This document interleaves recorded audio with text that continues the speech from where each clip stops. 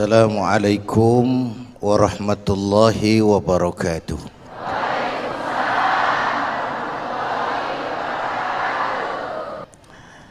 Jumlah bilangan bulan menurut Allah itu ada 12.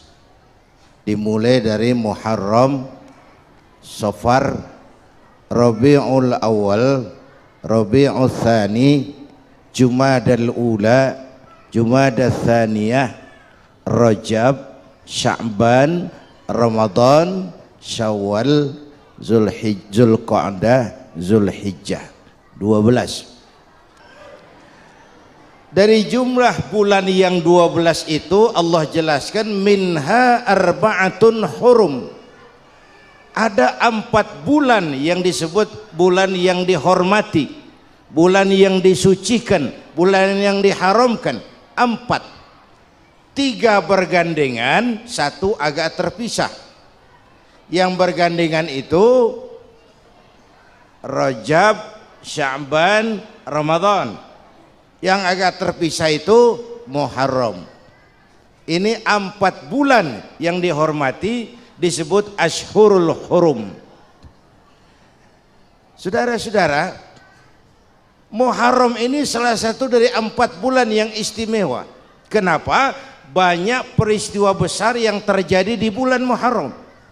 Hampir semua nabi dan rasul berkaitan dengan Muharram ini. Hampir semua nabi dan rasul. Kita akan kutip beberapa saja dalam konteks kekinian. Pertama, Allah menerima taubatnya Nabi Adam pada hari ke-10 bulan Muharram. Adam itu bapak moyang kita.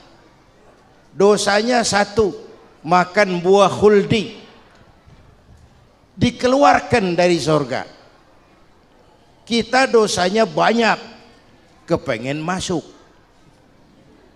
enggak nyambung. Hai Adam, dari tidak ada kamu saya adakan. Saya perintahkan tinggal di surga.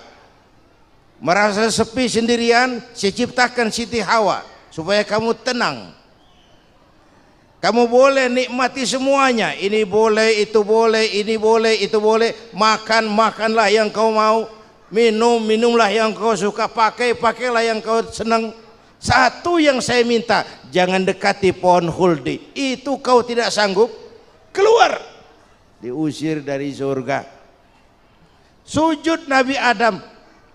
Kata riwayat 40 tahun sujud. Membaca Rabbana zalamna anfusana wa illam taghfir lana wa tarhamna lanakunanna minal. Itu namanya istighfarnya Nabi Adam. Nah, maka salah satu amalan yang sangat dianjurkan di bulan Muharram ini memperbanyak istighfar. Tidak ada orangnya yang tidak. Ayo jujur, ini yang kumpul di sini semua ada nggak yang nggak punya dosa? Yang merasa nggak punya dosa, ayo ke depan. Ada? Tidak ada. Setiap kita, entah kecil entah besar, sengaja terlupa, pasti mempunyai yang namanya khilaf dan salah. Dan Allah Tuhan kita bukan Tuhan pendendam. Allah Tuhan kita Tuhan yang ramah dan rahmah. Manusia, dosamu banyak tapi ampunanku lebih banyak. Salahmu besar, rahmatku jauh lebih besar. Kau sujud di hadapanku, aku bangga melihatnya. Kau menangis di hadapanku, aku senyum melihatmu. Kau berjalan menujuku, aku berlari menyambutmu. Karena itu amalan yang sangat dianjurkan di bulan Muharram ini memperbanyak istighfar. Itu kalau istighfarnya Nabi Adam. Ada istighfarnya Nabi Yunus. Nabi Yunus itu ketika berdakwah kepada kaumnya yang bandel, memberikan peringatan, kalau kalian tidak mau beriman akan turun azab. Kapan Yunus? Akan. Kenapa mesti akan? Sekarang aja kalau mau saya tungguin. Kurang ajar betul ini umat. Akhirnya Nabi Nuh menghindar dengan perhitungan, kalau azab tidak turun saya sudah jauh. Meragukan janji Tuhan. Lalu naik kapal. Dinaiki oleh Yunus, kapal mogok. Dicari siapa biang keroknya ini. Diundi ternyata Yunus, sampai 3 kali diundi. Dibuanglah Yunus ke dasar laut, ditelan oleh ikan Nun atas perintah Allah. Telan itu Yunus, jangan pakai dikunyah, rusak urusan. Telan saja, simpan di perutmu. Dibawa oleh ikan Nun ke dasar lautan. Itu yang oleh Quran dikatakan bertemulah 3 macam kegelapan. Zulumatun salas, gelapnya tengah malam, gelapnya di dasar laut, gelapnya di dalam perut ikan. Itu namanya peteng, mbahnya gelap. Di perut ikan itulah Nabi Nuh sadar akan kesalahannya, meragukan janji Allah, meragukan janji Allah. Ia sujud di dalam perut ikan itu, membaca la ilaha illa anta subhanaka inni kuntu. Itu istighfarnya Nabi Yunus. Dibacakan istighfar begitu, ikan sakit perut Pak. Di dasar laut kemana mau cari apotik? Dia naik ke permukaan, memuntahkan isi perutnya. Nabi Yunus keluar dengan selamat. Itu pun terjadi pada hari ke-10 bulan Muharram. Istighfar intinya itu. Itu amalan utama bulan Muharram, memperbanyak istighfar. Allah selamatkan Nabi Ibrahim dari pembakaran Raja Namrus 10 Muharram. Setelah Nabi Ibrahim itu menghancurkan berhala-berhala, Abrahat pulang mau ibadah, lihat Tuhannya berantakan, marah besar. Siapa yang menghancurkan Tuhan-Tuhan kita ini? Ada yang lapor, kami lihat Ibrahim. Tangkap. Belum ada bukti, tangkap dulu yang penting, bukti belakangan. Tangkap. Wah, dikerahkanlah aparat, tangkap Nabi Ibrahim.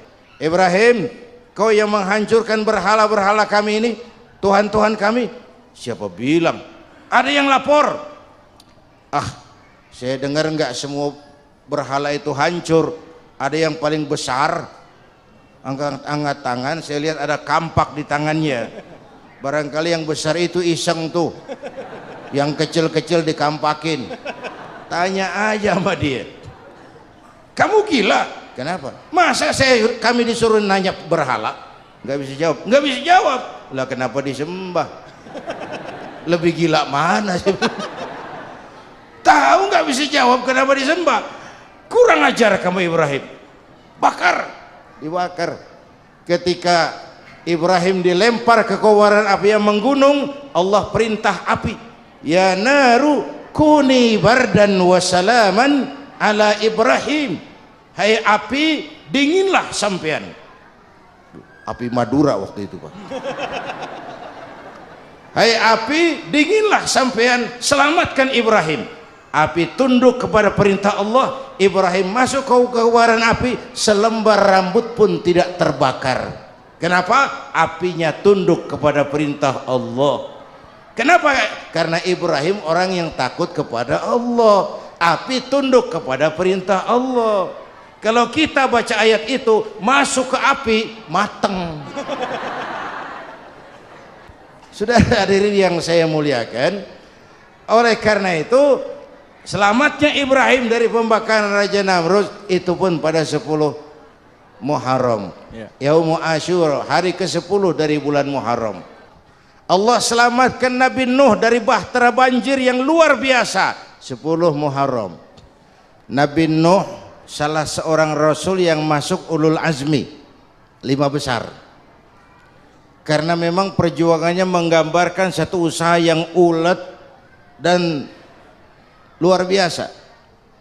Beliau diberi umur 950 tahun, lalu berdakwah selama 900 tahun, dapat pengikut tidak lebih 80 orang, rata-rata 10 tahun satu. Kalau saya minta berhenti aja jadi nabi Pak. Ustadz mana masih mau buka pesantren, 10 tahun buka pesantren, yang nyantri cuma satu. Pedagang mana yang masih mau dagang, 10 tahun dagang yang beli satu. Pimpinan partai mana yang masih mau kampanye, 10 tahun buka partai yang nyoblos satu. Bangkrut. Umatnya bandel, kurang ajar, durjana. Umatnya Nabi Nuh ini kalau diceramahi telinganya ditutup dengan tangannya. Nabi Nuh akhirnya rekes, Tuhan, siang malam saya berdakwah kepada umat ini, tiap kali saya sampaikan dakwahmu mereka tutup telinganya dengan tangannya, alergi dengar ceramah. Jadi mau kamu gimana Nuh? Sudah Tuhan, habiskan saja orang kafir. Nanti kalau punya anak, anaknya pun kafir lagi, lebih baik bapak moyangnya sikat habis. Itu mau kamu Nuh? Iya. Oke. Nanti aku turunkan banjir Nuh, buat kapal. Dengan apa saya harus buat kapal Nuh? Ya dengan kayu, kata Tuhan. Kayunya dari mana Tuhan? Ya dari pohon Nuh. Pohonnya belum ada Tuhan. Ya tanam dulu Nuh. Bikin kapal kayunya nanam pohon. Apa artinya? Perjuangan perlu kesabaran. Sukses itu ada prosesnya. Nggak bisa simsalabim abracadabra lalu kita mau sukses.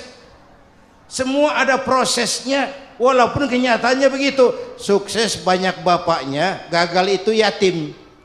Udah bikin kapal dengan kayu di tengah kampung, bikin kapal ini. Bayangkan di tengah kampung bikin kapal, orang kafir makin menjadi-jadi. Lihat Nuh, kenapa? Makin sarap. Bikin kapal di tengah kampung, mau belayar kemana? Tuh lihat, kalau orang nggak tahu tujuan, mountain setengah jalan, proses yang dinilai bukan finalnya, ya kayak gitu kesimpulannya. Saya enaknya sendiri. Nabi Nuh bikin kapal, kapal mendekati selesai, ini orang kafir rame-rame datang ke kapal Nuh. Mau apa? Buang najis. Sakit perut, berangkat ke kapal Nabi Nuh. Penuh lantai kapal dengan najis manusia. Inilah perjuangan, bukan jalan raya lurus bertabur bunga di kanan kirinya. Banyak ondak dan duri, fitnah, caci maki, antipati, segala macam dihadapi Nuh. Ada orang tua dasar kafir, kurang ajar, sudah stroke berangkat juga ke kapal Nuh. Mau buang najis, pincang-pincang digotong orang. Selesai buang najis, dia bangun mau pulang, pegangan tiang kapal terpeleset, jatuh di atas tumpukan najis. Terjadi keajaiban, yang struknya sembuh, lumpuhnya hilang, berangkat digotong-gotong pulang, jalan gagah sekali. Tapi orang kampungnya heran, ente sudah sembuh? Sudah. Berobat di mana? Kok begitu paten? Di kapal Nuh. Masih banyak.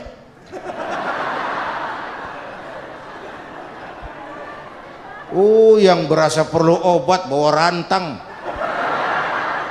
Ambil bersih lagi geladak kapal itu. Sudah selesai Nuh? Selesai. Oke, kau orang yang beriman bersamamu, binatang serba sepasang, naik Nabi Nuh, naik orang beriman, naik binatang serba sepasang. Ini cikal bakal penyelamatan manusia Pak. Naiklah orang beriman, sudah naik semua, Nabi Nuh kontrol. Ini contoh buat kita. Pemimpin yang baik bukan cuma terima laporan di belakang meja. Laporan itu yang mana juga bagus. Kontrol.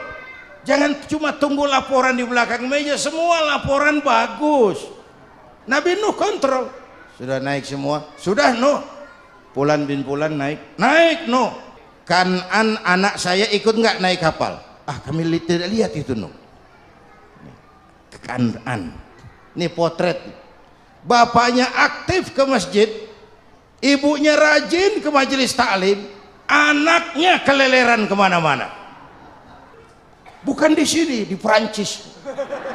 Udah di sini insya Allah sama.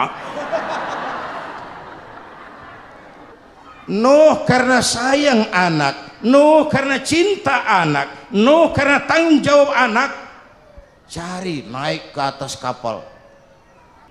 Lihat Kan'an anak saya, nggak lihat Nuh. Turun ke ruang bawah, periksa lagi. Mang, ayah Kan'an di dia. Jamaah Tasik nih rupanya di tangan. Tuh aya mang. Aya ka mana ya budak ya? Naik ke atas buritan. Dari buritan kelihatan ternyata Kan'an tidak ikut naik kapal, kumpul di darat bersama orang kafir. Ini potret kita sekarang. Kumpul sama orang kafir, hanyut anak-anak kita, ditelan budayanya orang kafir, ditelan tradisinya orang kafir, ditelan pergaulannya orang kafir. Nuh karena sayang anak dari atas manggil. Dalam Quran dijelaskan itu. Karena Nabi Nuh di atas, Kan'an di bawah teriak, ya bunayyarkam ma'ana. Begitu dalam Quran ayatnya.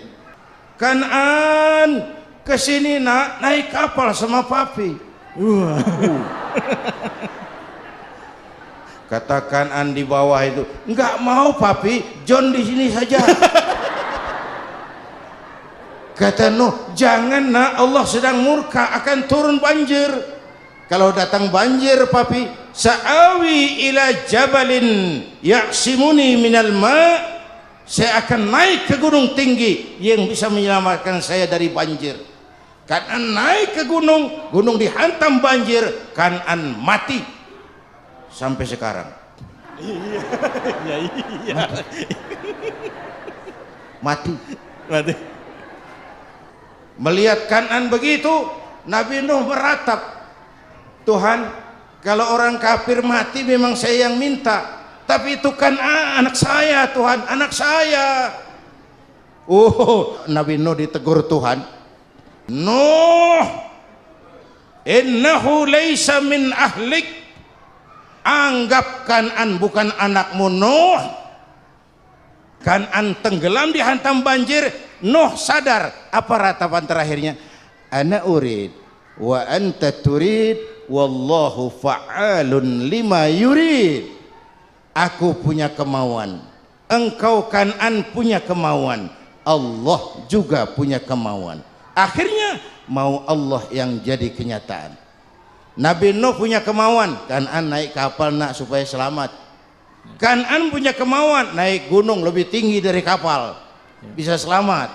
Allah punya kemauan apa? Itulah hidayah, itulah demokrasi Islam. Anak Nabi tidak dapat hidayah, kumpul sama orang kafir. Bapak Nabi tidak dapat hidayah, malah jadi pembuat berhala. Azar bapaknya Ibrahim. Istri Nabi tidak dapat hidayah, tenggelam oleh gempa, istri Nabi Saleh. Paman Nabi tidak dapat hidayah, menentang keimanan, Abu Jahal, Abu Lahab, Abu Sufyan, dan abu-abu lainnya. Yang intinya kita bersyukur kita ini ponakan Nabi saja bukan dapat hidayah. Insyaallah, amin. Amin. Sama-sama kita istighfar sih. Astaghfirullah